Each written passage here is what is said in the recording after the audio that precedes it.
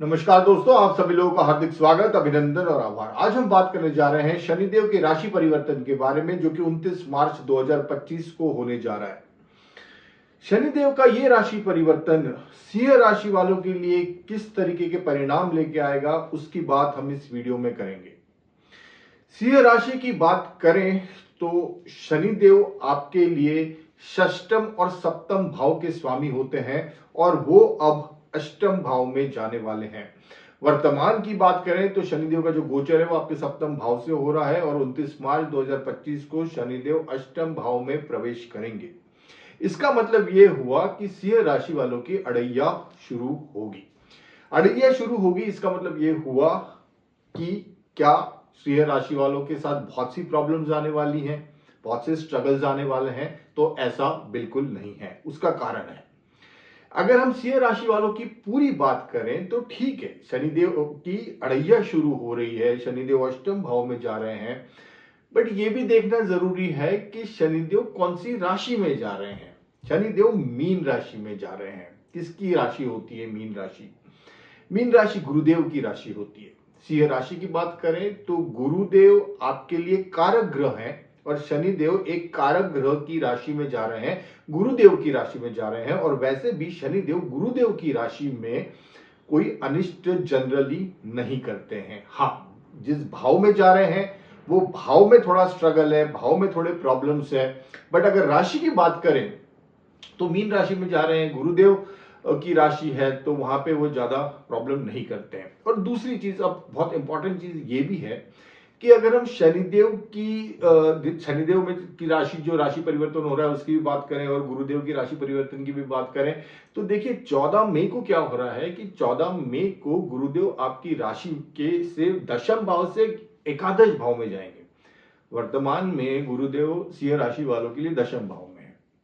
14 मई 2025 को गुरुदेव एकादश भाव में चले जाएंगे, तो वो एक बहुत फेवरेबल पोजीशन आपके लिए होने वाली है। गुरुदेव का जो राशि परिवर्तन होने वाला है 14 मई को, एकादश में रहेंगे तो आपको आपकी इच्छा पूर्ति कराएंगे, गेन्स कराएंगे। तो अब ओवरऑल सिचुएशन क्या बन रही है कि शनिदेव अष्टम भाव में रहेंगे और 14 मई को शनिदेव अष्टम भाव में 29 को जाएंगे मार्च को, और 14 मई 2025 को गुरुदेव एकादश भाव में जाएंगे। तो अगर कोई भी प्रॉब्लम्स होती है लाइफ में, वो भी हम डिस्कस करेंगे अभी कि क्या क्या चैलेंजेस आ सकते हैं। बट नेट बात यह है कि गुरुदेव इस जो शनिदेव का ट्रांजिट हो रहा है, होने जा रहा है अष्टम भाव से, गुरुदेव आपको पूरी तरीके से प्रोटेक्शन देंगे, गुरुदेव की ब्लेसिंग्स आपके साथ रहेगी।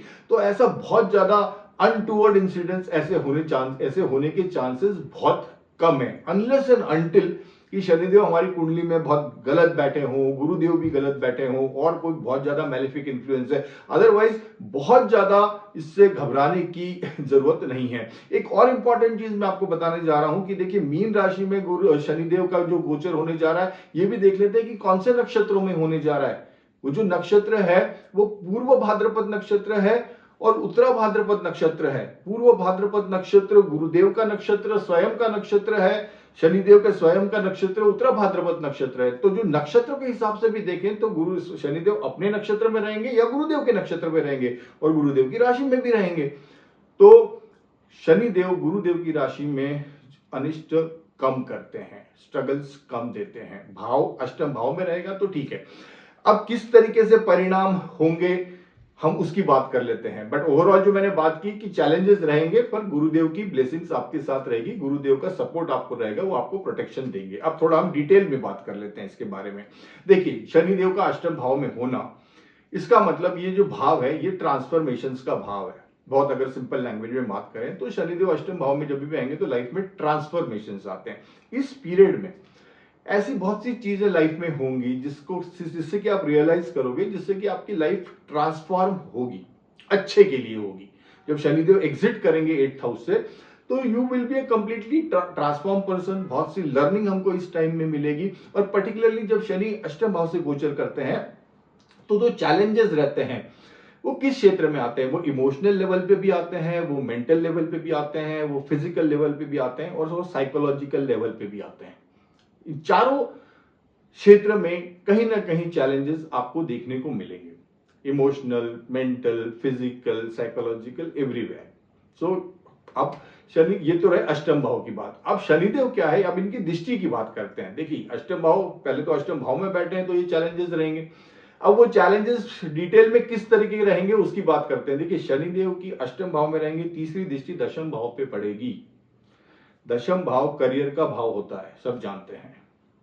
करियर में शनिदेव की दृष्टि पड़ना और तीसरी दृष्टि पड़ना, तीसरी शनिदेव की तीसरी दृष्टि स्ट्रगल को शो करती है।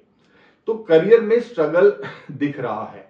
किस तरीके का स्ट्रगल दिख रहा है? हो सकता है कि प्रमोशन होने वाला हो, उसमें देरी हो सकता है कोई रिकॉग्निशन मिलने वाला हो, कोई रिवॉर्ड मिलने वाला हो, उसमें देरी हो सकता है कि वर्कलोड बहुत बढ़ा दिया हो, रिस्पॉन्सिबिलिटीज बहुत बढ़ा दी हो, यह भी हो सकता है। एक्स्ट्रा एफर्ट करना पड़ रहा हो, मन के विरुद्ध कोई चीज हो सकती है। करियर में जो होना था उसमें डिले होगा, तो उसके कारण थोड़े से चैलेंजेस आएंगे।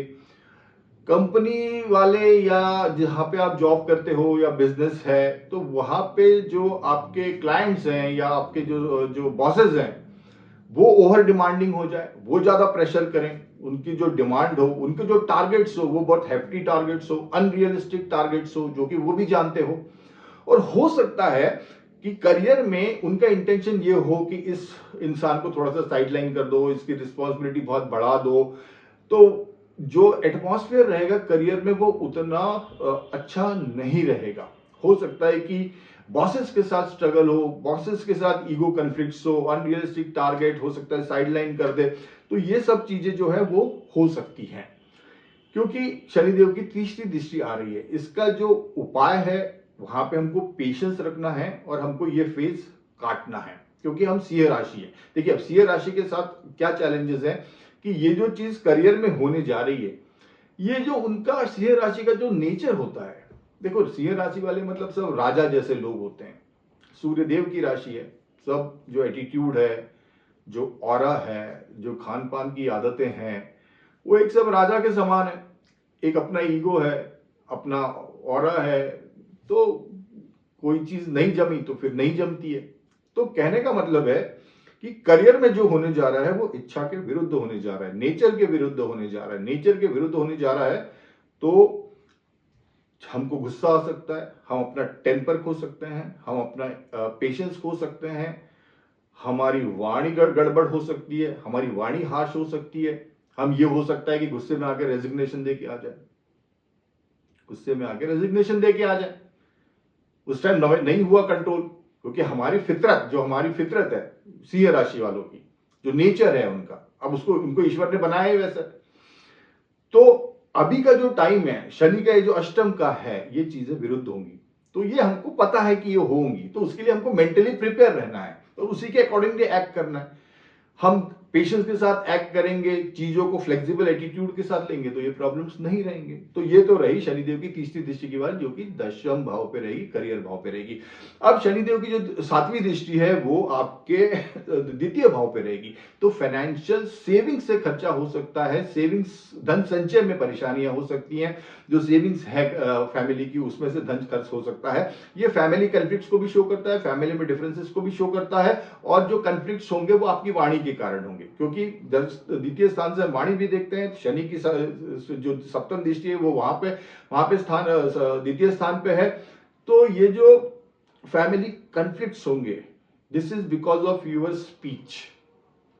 जो फैमिली में कन्फ्लिक्ट्स होंगे या जो टेंशंस बनेंगे, this is because of your speech. Harsh speech, raw speech, speech में रूखापन और ब्लंट आप कोई चीज किसी को बोल दो, उसके कारण प्रॉब्लम्स हो सकती हैं। एक चीज का और ध्यान रखना है कि जो खान पान की आदतें हैं, लाइफस्टाइल है, उसमें भी आपको डिसिप्लिन मेंटेन करना पड़ेगा, क्योंकि सीधी दृष्टि द्वितीय भाव पे पड़ रही है, जो कि हमारे खान पान को भी दर्शाता है। तो जंक फूड खाना या आपकी जो आदतें हैं, लाइफस्टाइल, ओवरऑल लाइफस्टाइल की बात कर रहा हूं, वो बड़ा that should be handle very carefully. और उन चीज का आपको ध्यान रखना है, अदरवाइज फिर वो पैसा भी खर्च होगा और हेल्थ पे भी फर्क पड़ेगा। ये दोनों पॉसिबिलिटीज वहां बनती हैं।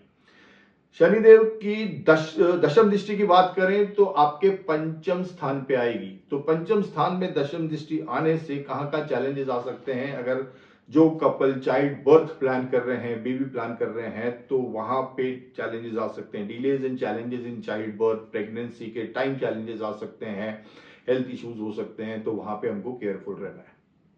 दूसरा, नो रिस्की इन्वेस्टमेंट। पंचम भाव शेयर मार्केट को भी दर्शाता है, स्पेकुलेशन को भी दर्शाता है, गैम्बलिंग को भी दर्शाता है, तो नो रिस्की इन्वेस्टमेंट, शनिदेव की दशम दृष्टि वहां पर है, तो हम कोई रिस्की इन्वेस्टमेंट नहीं करना है, जो भी करना है लॉन्ग टर्म करना है और सोच समझ के करना है, सब चीजें सोच कैलकुलेटेड कैलकुलेशंस करके करना है। You should be calculative and you should be cautious also. Short term gain के पीछे नहीं भागना है।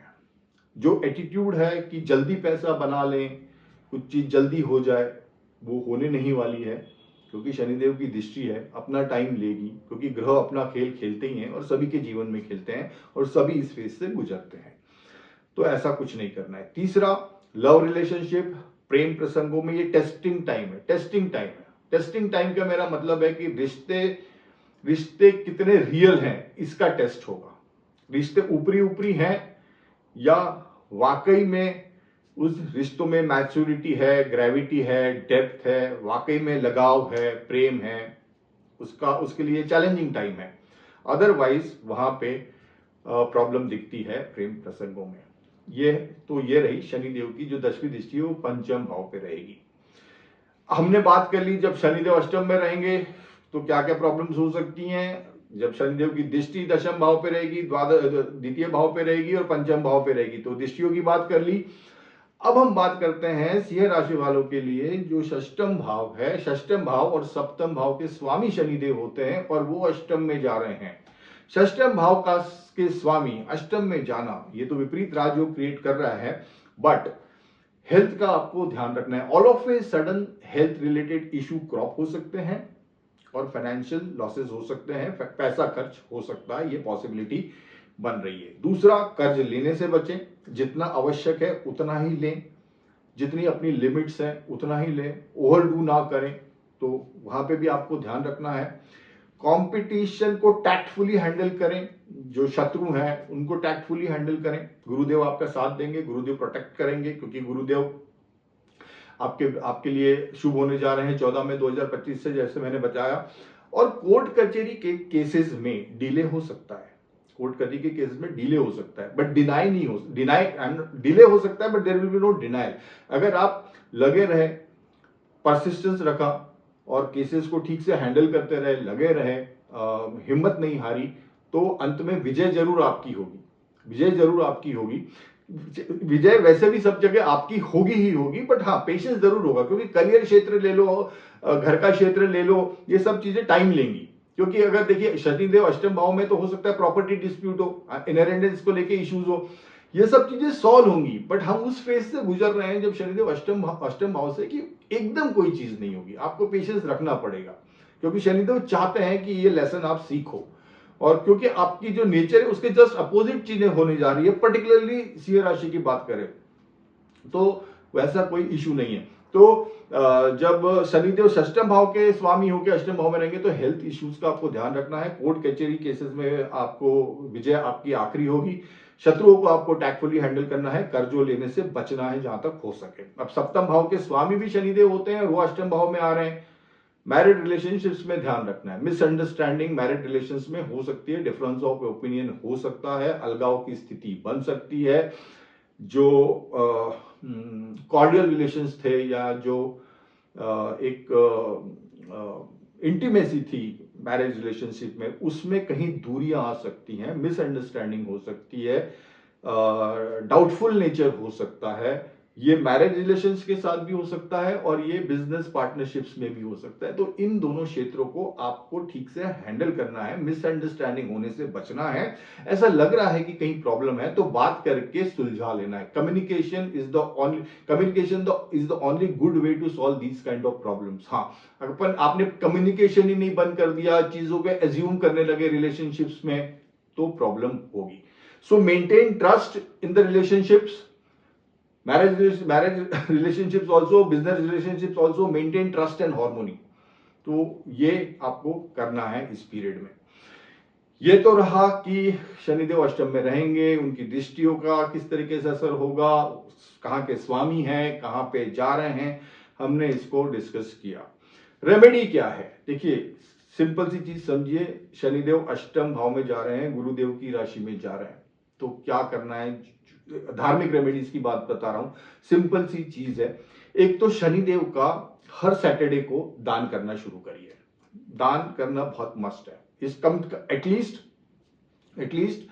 जब जब जब तक हमारी अड़ैया चल रही है, ये जो आने वाले जो 2-2.5 साल है, 2027 तक, 2027 दिसंबर तक, वैसे तो जून 2027 है, बट शनिदेव फिर वक्री भी हो रहे हैं उस टाइम पे, तो दिसंबर 2027 तक आप ये शनिवार को, महीने के जो चारों शनिवार है, उसमें अन्नदान जरूर करिए।